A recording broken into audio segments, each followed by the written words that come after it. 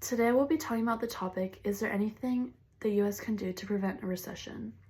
Now, in some cases, it's almost impossible to prevent a recession from happening, but that is not to say that there are definitely ways and measures that we as the US can take to be proactive and attempt to prevent it from happening.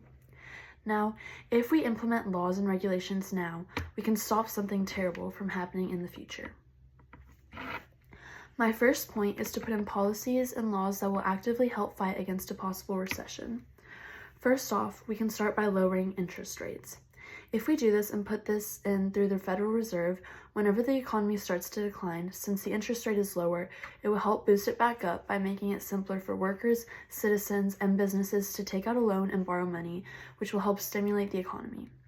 We can also implement policies to make communication between the government and the people better, specifically about what it takes to plan or what measures the government will take in the future and make the communication between the people and the government better so that the public is more calm.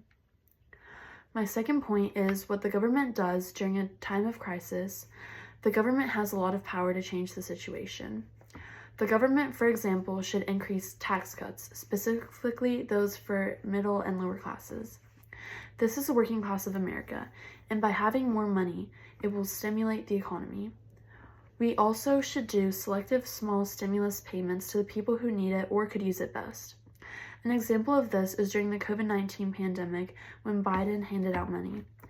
I think we shouldn't hand out as much money during the COVID-19 era, but still enough to prevent a recession. Or if we are.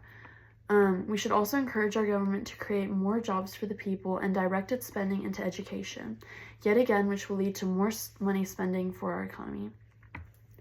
And my third and last point is to increase our international trade agreements and join up with worldwide organizations in order to strengthen our bond with other countries who can potentially help us if we ever need it. If our bonds are stronger with other countries, it will help us and it will help them as well. In conclusion, I believe that there are indeed ways to prevent a recession in the US from happening.